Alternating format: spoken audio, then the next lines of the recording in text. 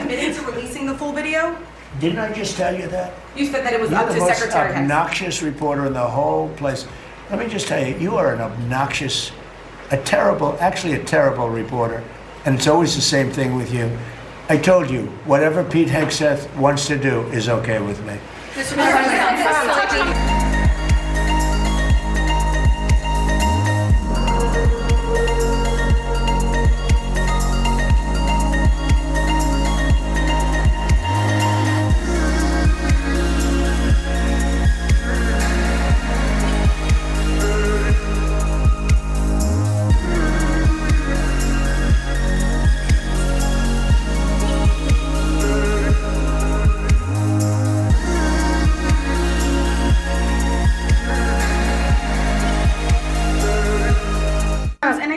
President, there's at least 20 House Republicans who have either said they're going to retire or not run again.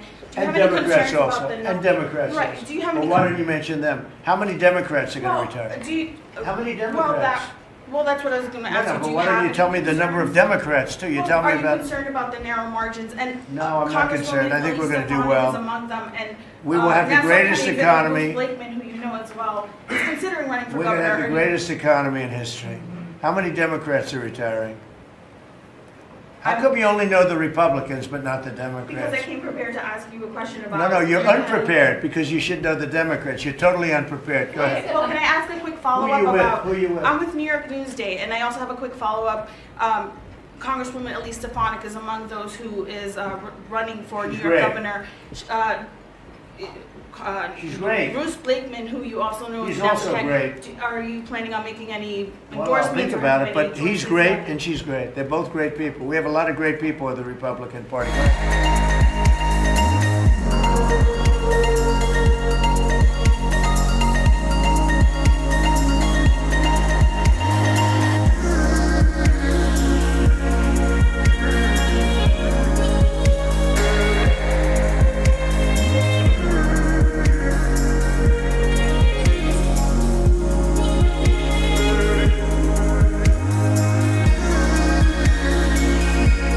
War Secretary Pete Hegseth has been under intense pressure in the past week after a narco boat bringing large amounts of deadly drugs into America was neutralised along with the narco terrorists on board. There's been talk of war crimes, but Hegseth is not taking a backward step. He made these comments at the Reagan Presidential Library. The War Department will not be distracted by democracy building, interventionism, undefined wars, regime change, climate change, woke moralizing, and feckless nation building. We will instead put our nation's practical, concrete interests first. We will deter war. We will advance our interests. We will defend our people. Peace is our goal. Peace through strength, that's the philosophy. There was a lot of conjecture, Josh, that his position was under threat. Is that how you see it? Is he going to have issues with this scandal, or was this another manufactured crisis by elements of the media? You know, this story makes me want to pull my hair out because how many times have we seen this same playbook? You know, right after Donald Trump nominated Pete Hegseth to be the then Secretary of Defense, now it's rebranded as Secretary of War, right after that, last November, over a year ago, if you recall, the media immediately sprang up into action trying to rerun the 2018 Brett Kavanaugh playbook. They were immediately besmirching Pete Hegseth. They said that he was a drunkard, that he was drunk while on set of Fox News. They said that he was a philanderer, an adulterer, and oh, by the way, he was actually a rapist to boot, in case that wasn't bad enough for you. So we had that.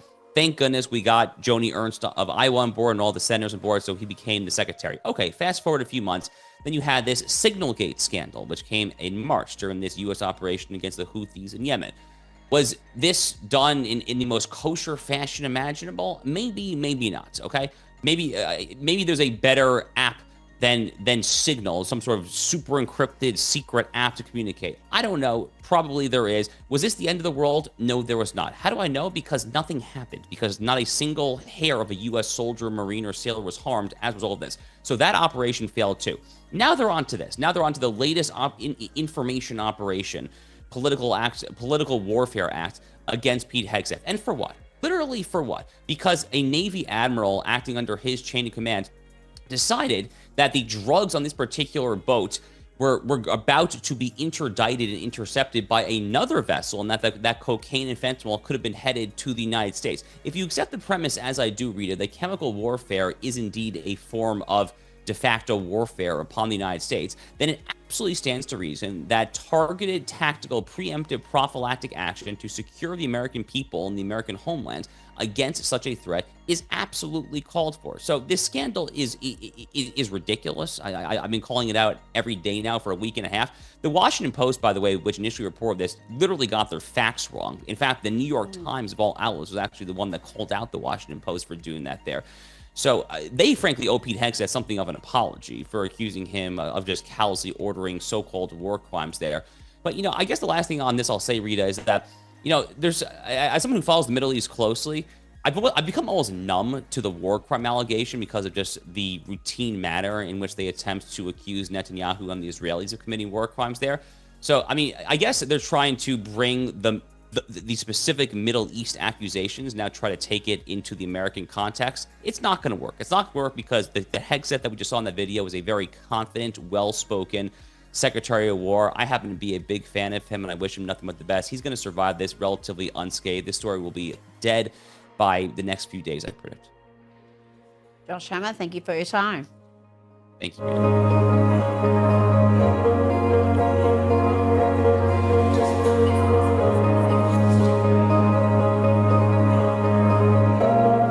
So let's keep that conversation going now. Joining us is our US analyst, Michael Ware. So let's start off with Hegseth and these fresh comments, Michael. Is this all about putting up a wall of protection around the admiral, his admiral, who ordered that second strike? Well, one could argue that the Secretary of Defense, or under President Trump, the Secretary of War, is actually selling out that Special Forces admiral by saying, oh, I had nothing to do with it. It was all him. Now, what the Secretary has said as of yesterday would fit within the picture that, look, the Department of Defense, the Secretary would have given written and clear orders within certain broad confines. And effectively what he's saying is, I may not have been called to ask about that second strike, but what I'm saying to you is that the admiral in charge was still operating within the parameters of the orders that I gave him, and I would have done the same thing.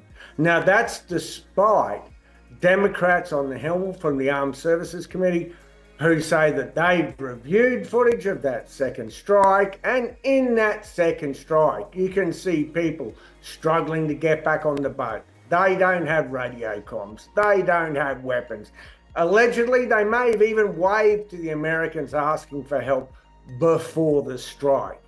And to tell you, honestly, is that the behind the scenes, what's really going on here is that there is a grander movement within the MAGA or President Trump's defense policy to put a new and much more aggressive emphasis on the Western Hemisphere, meaning South America and Central America. They've made defending America's border the #1 security of the entire US Defense Force. And they would argue that these strikes, legal, not legal, questionable, not questionable, are in furtherance of that aim of defending the American border. You got a lot of pushback, some strong pushback from people over this too, Michael, who are saying, like, who cares? They were coming into America to sell drugs that Americans are hooked on. Do you think that's making much headway? Oh, look, this is always the argument about war.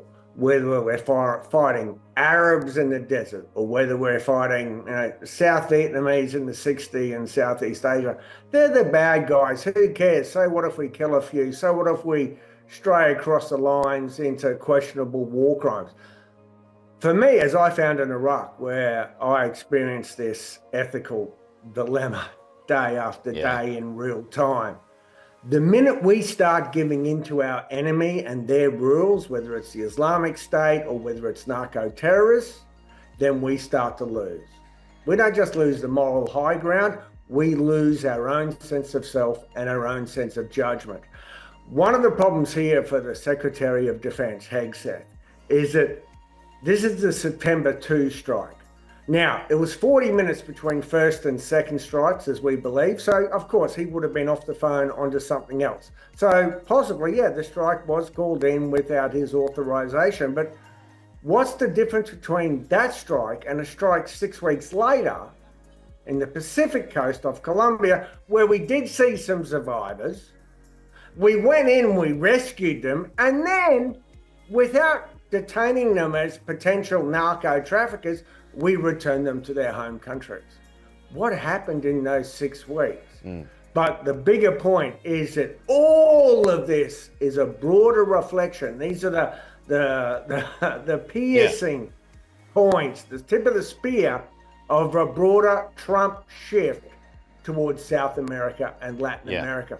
Does that cost us in Asia? We'll see. But I mean, if these cartels are designated as terror groups or terror organisations, then I mean that's cover, isn't it, to take them out in boats, because then they'd be regarded as terrorists.